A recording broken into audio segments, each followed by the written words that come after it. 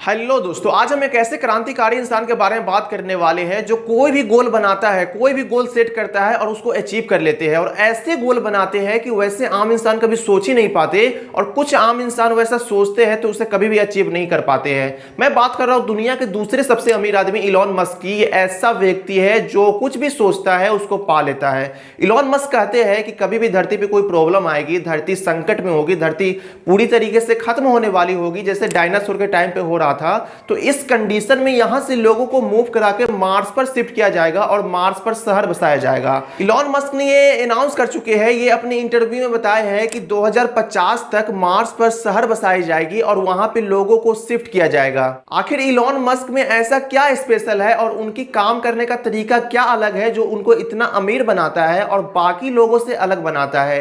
Elon Musk इतनी बड़ी बड़ी कंपनी को कैसे एस्टेब्लिश कर लिए और कैसे इतनी बड़ी बड़ी कंपनी को हैंडल करते हैं, इनकी स्ट्रेटजी क्या है, ये सारी बातें जानते हैं आज के इस वीडियो में।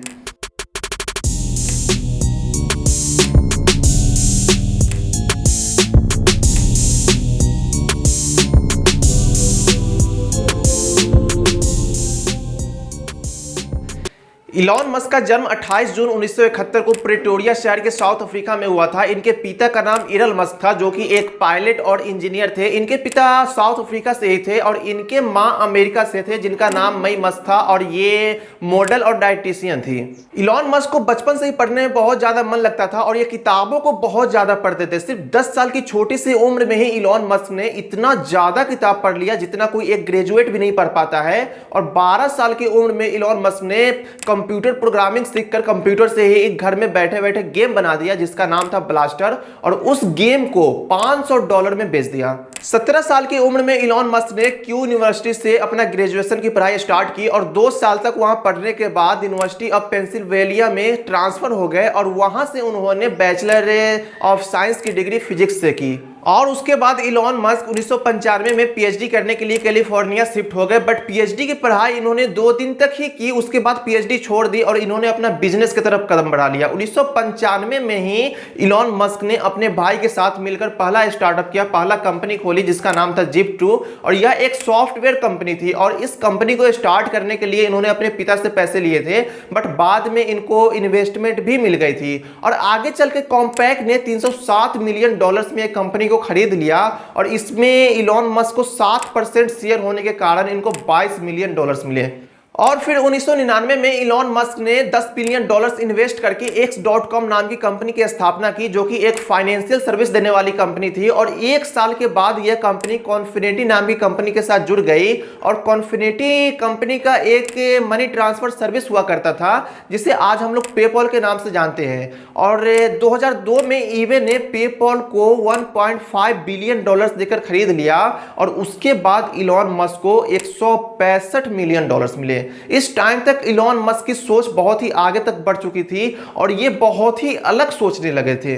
अब ये सोचते थे कि दुनिया के सबसे बड़ी बड़ी प्रॉब्लम्स को लेकर उसको सॉल्यूशन निकालना है। और फिर इलॉन मस्क सोचने लगे कि मंगल ग्रह पे लोगों को बसाऊंगा। इनका यह सपना बन गया था, इलॉन मस्क का यह सपना बन गया था कि लोगों को, हर आम इंसान को स्पेस की सैर करा सकूं, वहां पे लोगों को बसा सकूं। इसलिए इलॉन मस्क सस्ता कमर्शियल स्पेस व्हीकल बनाना चाहते थे। इसलिए इलॉन मस्क रसिया गए थे और रसिया में जाने के बाद वहां बोले कि एक ऐसा रॉकेट बनाओ जिससे हम मंगल ग्रह पे जा सके।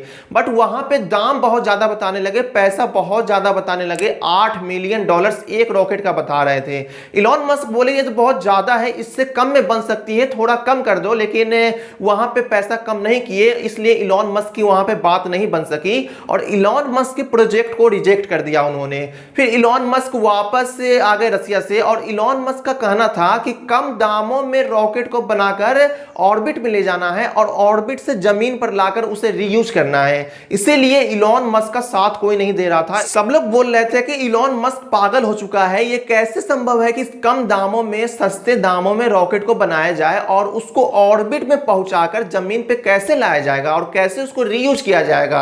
ये तो पॉसिबल ही नहीं है, ये हो ही नहीं सकता है। लेकिन इलॉन मस्क जानते थे कि ये पॉसिबल है, ये हो सकता है। इसीलिए इलॉन मस्क 2002 में एक कंपनी की स्थापना की $100 मिलियन इन्वेस्ट करके, जिसका नाम था स्पेस एक्स। और उसके बाद इलॉन मस्क खुद से सीखने लगे, खुद से किताबों को पढ़ने लगे, क्योंकि उनको ये सब चीजें के बारे में कुछ भी नॉलेज नहीं था कि रॉकेट कैसे काम करती है, कैसे उड़ती है। क्योंकि इलॉन मस्क ने कोई रॉकेट साइंस की पढ़ाई तो की नहीं थी, उनको कोई भी चीज के बारे में नॉलेज नहीं था, बट वो बहुत ही ज्यादा किताबें पढ़ने लगे, बहुत ज्यादा नॉलेज लेने लगे। इलॉन मस्क बहुत ज्यादा किताब पढ़ के इतना ज्यादा नॉलेज ले लिए कि वो खुद से रॉकेट बना सकते थे। इलॉन मस्क ने किताबों को पढ़ के नॉलेज लिया, नेट से नॉलेज लिया, और उन्होंने यह साबित भी कर दिया कि इंसान कुछ भी सीख सकता है, कुछ भी कर सकता है। और इलॉन मस्क कहते हैं कि अगर आपके पास नॉलेज है, स्किल है, तो डिग्री की कोई जरूरत नहीं है। और इलॉन मस्क ने इतना ज्यादा नॉलेज ले लिया था कि खुद से रॉकेट बना सकते थे, और उसके बाद इलॉन मस्क खुद से रॉकेट बनाना स्टार्ट कर दिए, और उन्होंने पहला रॉकेट बनाकर तैयार कर दिए।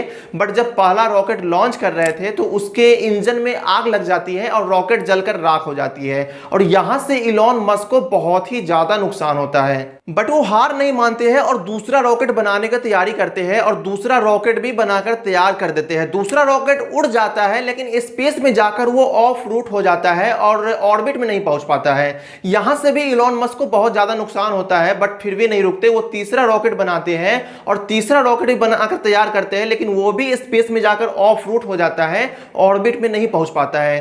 तीनों रॉकेट बर्बाद होने के बाद उनको बहुत ही ज्यादा नुकसान हुआ। जितने भी पैसे उन्होंने सेविंग किए थे और जितने भी पैसे उन्होंने पिछले कंपनी से कमाए थे, पेपल वगैरह से, ये सारा पैसा उन्होंने खर्च कर दिया और उनके पास एक भी रुपया नहीं बचा। इलॉन मस्क ने फंडिंग लिए थे, वो सारा फंडिंग का पैसा खत्म हो गया। नासा से पैसा लिए थे, वो भी पैसा खत्म हो गया। इन्वेस्टर लोग बोलने लगे कि ये कंपनी बर्बाद हो गई, बंद कर दो, ये कंपनी नहीं चल पाएगा, तुम्हारा आइडिया फ्लॉप हुआ, तुम्हारा आइडिया काम नहीं करेगा। उसके बाद ये सब सुनकर इलॉन मस्क की आंखों में आंसू आ गया था, लेकिन इलॉन मस्क कहते हैं I will never give up, एक ट्राई और करूंगा। और उसके बाद इलॉन मस्क ये अनाउंस कर देते हैं कि चौथा रॉकेट बहुत ही जल्द लॉन्च करने वाला हूं।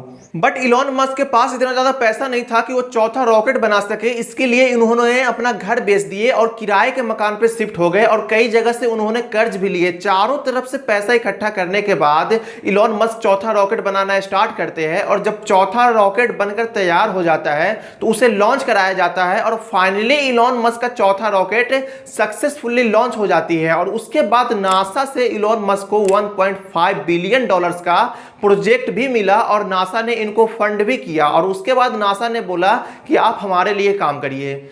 उसके बाद इलॉन मस्क की रफ्तार काफी तेजी के साथ बढ़ने लगी, और इलॉन मस्क ने अलग अलग कंपनीज में इन्वेस्टमेंट भी किए, और आगे चलकर इन्होंने और भी कंपनीज खोली। मार्टिन एंड मार्क ने ये दोनों मिलकर 2003 में टेस्ला कंपनी की स्थापना की, और 2004 में इलॉन मस्क ने टेस्ला कंपनी ज्वाइन किए $30 मिलियन इन्वेस्ट करके, और 2008 के बाद इलॉन मस्क टेस्ला कंपनी के सीईओ भी बने थे।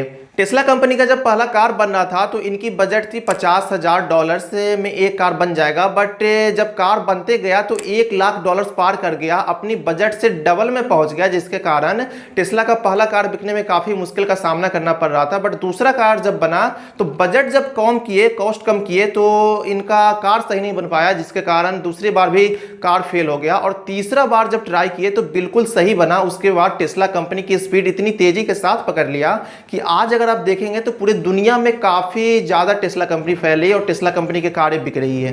दिसंबर 2015 में इलॉन मस्क ने एक आर्टिफिशियल इंटेलिजेंस रिसर्च कंपनी का स्थापना किया, जिसका नाम ओपन रखा, और 2016 में सोलर सिटी कंपनी को टेस्ला ने अपने अंडर में ले लिया, और 2013 में सोलर सिटी कंपनी यूएसए के अंदर सोलर सिस्टम प्रोवाइड कराने वाली दूसरी सबसे बड़ी कंपनी थी। इलॉन मस्क के वर्ल्ड क्लास कंपनी के लिस्ट में अगर आप देखोगे तो Zip2, X.com, PayPal, SpaceX, Tesla, Solar City, Hyperloop, OpenAI, Neuralink, the boring company, Twitter अभी हाल ही में इलॉन मस्क ने खरीदा है। 7 जनवरी 2021 को इलॉन मस्क दुनिया के सबसे अमीर आदमी बन गए थे, वर्ल्ड रिचेस्ट मैन। 2020 के शुरुआत में इलॉन मस्क दुनिया के 35वें सबसे अमीर आदमी हुआ करते थे, और इनकी नेटवर्थ थी $27 बिलियन, बट एक साल के अंदर ही इनकी नेटवर्थ बढ़ के $190 बिलियन से भी ज़्यादा हो गया। और आज अगर आप देखोगे तो इलॉन मस्क दुनिया के दूसरे सबसे अमीर आदमी हैं, और इनके आज के डेट में नेटवर्थ है 2023 में $198 बिलियन।